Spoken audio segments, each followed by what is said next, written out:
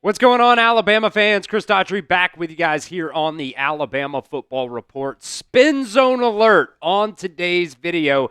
I am going to break down why we should still be optimistic about the Crimson Tide as we head into the final 2 weeks of the regular season. Ryan Grubb, during his press conference today, talked about what he saw from Alabama's offensive line and the running backs versus Oklahoma this weekend. How far will Alabama drop in the college football rankings? And we'll also talk about a very promising Qua Russaw injury update and why a loss versus Oklahoma might not be the worst thing in the world for the Crimson Tide. Talking about all of that here on today's video.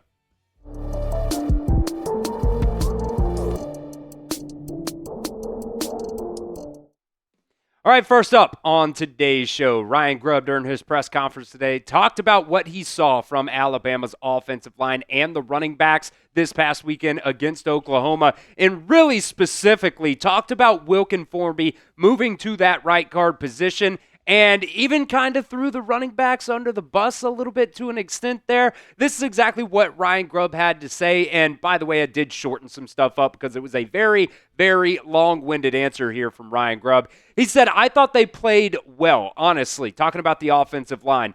I thought that the last 2 weeks they have been building. It's been a little bit of a slow build, but I thought Wilkin Formby played outstanding. We challenged him. Personally, I put Wilkin in a spot playing right guard that, has not been something that he has done over his career, and he played really well. I thought after watching the film, the interior of the pocket was as good as we've seen all year. Countless times you saw Ty climbing in the pocket and was able to rip a ball over the middle, and I thought Wilkin was a big part of that. Now, I do want to point out there was one time Ty was climbing up in the pocket, and he just overthrew Jeremy Bernard at one point in that game. Continuing on, though, from Ryan Grubb, he said, and really, the run game part, they have a really good run defense, them being Oklahoma. And honestly, what we did up front and how we executed was as good as we have done. I know that it doesn't feel like that with 80 yards, but the reality is we have been,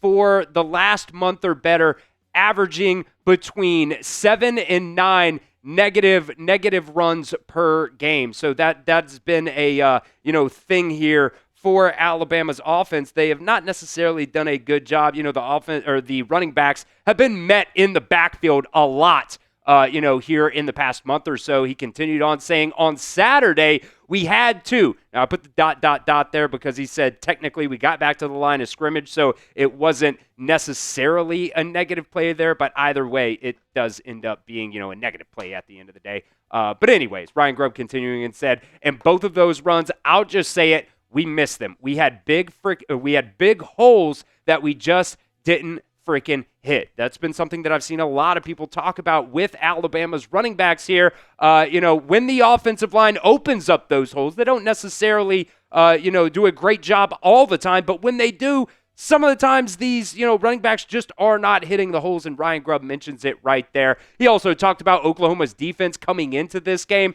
They were really freaking good, and we knew that coming into this game. Now, one thing about what Alabama was able to do against the Oklahoma defense, you see that scoring defense, they were 7th in the country coming into this game at 14 points per game. Alabama was able to score more than that. They put up, over 400 yards of total offense, only rushed the ball for 80 yards in this game, so still right on par there with what Oklahoma was able to do. And, you talk about the sack totals, you talk about the TFLs. This Oklahoma defense has been really, really good. They had 5 tackles for loss versus Alabama, and they also had 4 sacks versus Alabama as well. So, when it comes to the offensive line, I do think putting Wilkin Formby at that right guard spot, it was a noticeable difference for Alabama in terms of opening up some holes in the run game, and I thought they did do a little bit better in pass protection as well. I think some of that comes on Ty Simpson. Some of that also comes with the running backs coming up and making blocks in pass protection. They weren't, they didn't necessarily have the best day doing that either. But when it comes to the offensive line here, I want to know what you guys have to think. Grade the offensive line versus Oklahoma. A, B, C, D, or F. Let me know what you guys think down at the pinned comment of today's video. Grade Alabama's offensive line against Oklahoma this past weekend.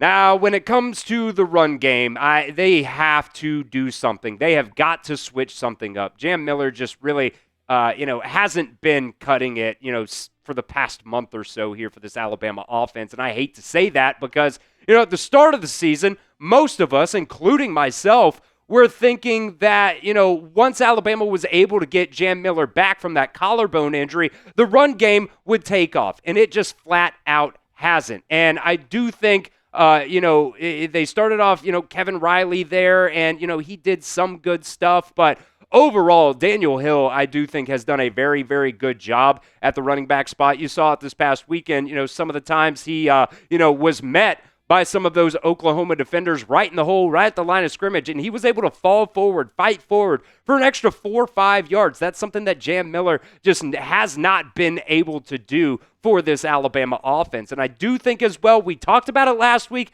I'm going to bring it up here again as well. A.K. Deer, I want to see them let this kid loose. We were all wondering if they would let him play in that game versus Oklahoma. It didn't end up happening. But now, if you want to, without jeopardizing that red shirt, you can, because he's only played in 2 games so far this year. You only have 2 more games left in the regular season. So if you want to play A.K. Deer, the postseason does not count at all towards that red shirt eligibility. I think this week versus Eastern Illinois would be a prime opportunity to let him get some playing time. So coming up here in just a second, I want to, break down why you should be optimistic moving forward over the next couple of games here for the Crimson Tide. Before we get into that, though, I want to give a shout out to the sponsor of today's show, that is Prize Picks. The hard-hitting football action is even better with Prize Picks, and the weather might be changing right now, but the feeling of being right never gets old.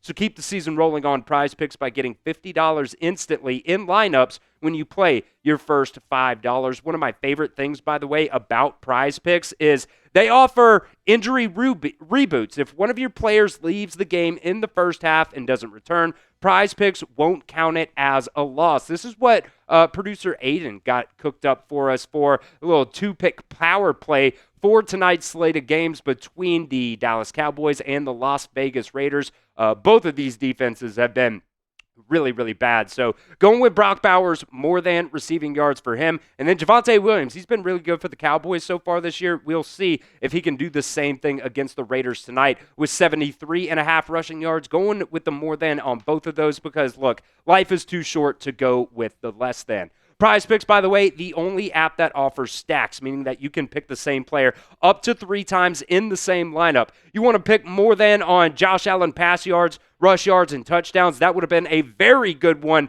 to do this past weekend with the Buffalo Bills just going absolute crazy. That was an insane game against Tampa Bay. Now you can do all of that.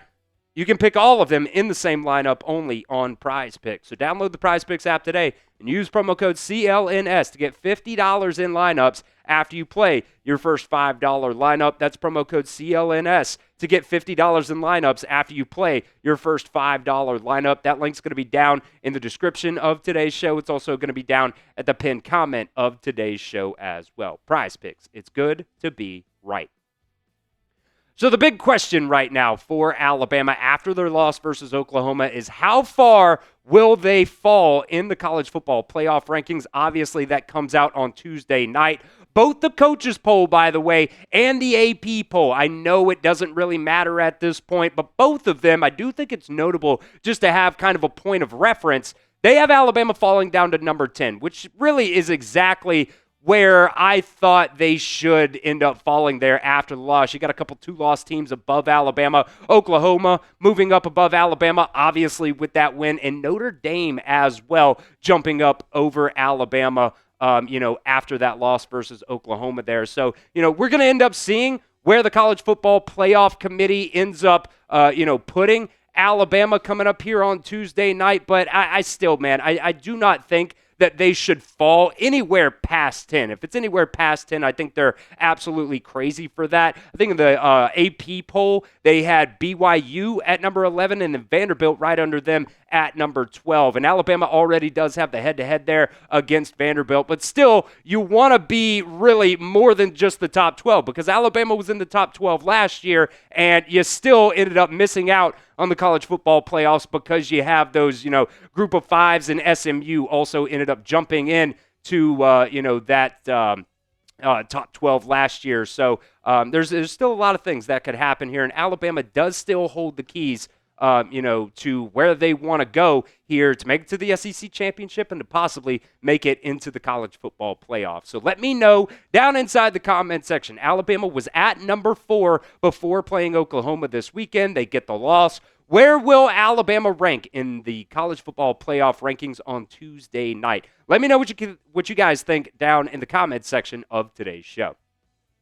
Now, some news that came out today as well. The Iron Bowl is going to be a night game in Jordan-Hare Stadium. I got to be completely honest with you guys. That does make me a little bit nervous. The early line right now is Alabama, a 5.5-point spread for them. Night games in Jordan-Hare can be very, very tough types of environments. You saw a couple of years ago when they had, to have that Gravedigger play with Jalen Milroe there. A couple of years ago, you go to 4 overtimes with Bryce Young at quarterback as well. So, I do think, though, there are 3 reasons to feel confident about Alabama going into Jordan-Hare Stadium, getting a win there, and also playing in the SEC championship game, and then going to the college football playoffs. Before we break down those 3 reasons, though, make sure you guys are subscribed right here to the Alabama Football Report. We are inching closer and closer and closer to catching the top channel here at Chat Sports, the Michigan Football Report,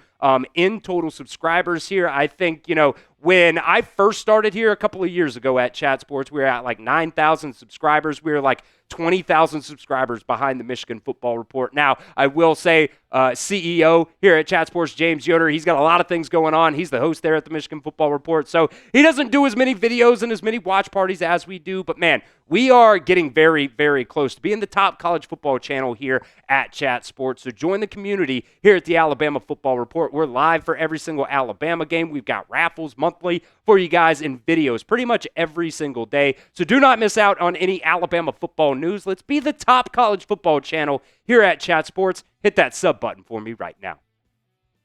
All right, the first reason why you should start feeling a little bit more confident about this Alabama team, Kane Womack during his press conference today, talking about Qua Russaw and where he sits with that injury, ended up suffering a broken foot during that Georgia game. Kane Womack said he was a true game-time decision before that Oklahoma game, and it is now 2 weeks until the Auburn game. You could maybe see him on a pitch count this week versus Eastern Illinois, but I think he's probably going to be fully back by the time you get to that Iron Bowl. So Qua Russaw going to be another addition here to Alabama's defense. Obviously, Yanze Pierre has done a really, really good job for Alabama over the past, couple of weeks, most of the season since Qua Russaw ended up going out. So, by the time you get to the Iron Bowl there, you are most likely going to have Qua Russaw in the lineup. The second reason why you should still be a little bit more confident. Let's start all the way back at the very beginning of the season. Alabama opening up,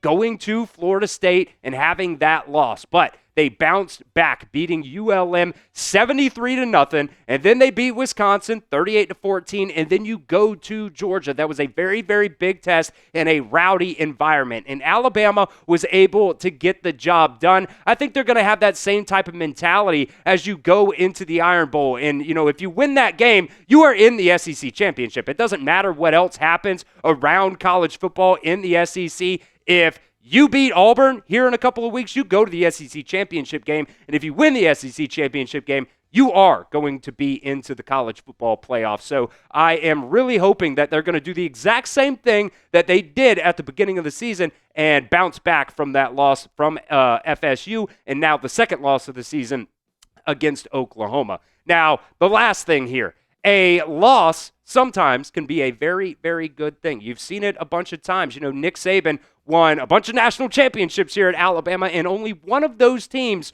went undefeated. The loss to Oklahoma does not knock out Alabama out of the SEC championship or the college football playoff hunt. If Alabama beats Auburn, they're in the SEC championship game no matter what else happens around the SEC. There is, some question, however.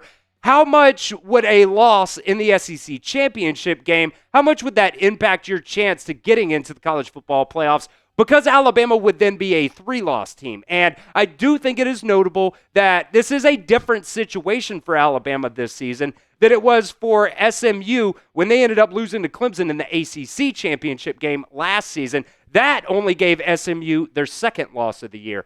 And also, there are different people now in the college football playoff selection committee, so we just do not know how, they are going to weigh those losses and, the situations differently. I think another thing that you can think about as well is the strength of schedule that Alabama has right now. They have gone on a just absolutely insane run of beating ranked teams here, and I think that was something that the committee talked about coming into the season, that they were going to weigh strength of schedule and strength of record a little bit more this season. So we'll see how much they actually factor that in, especially if Alabama does get to the SEC championship game. And we'll see if they win or lose that game. That could affect things there. But I do want to bring us back to last year one more time as well.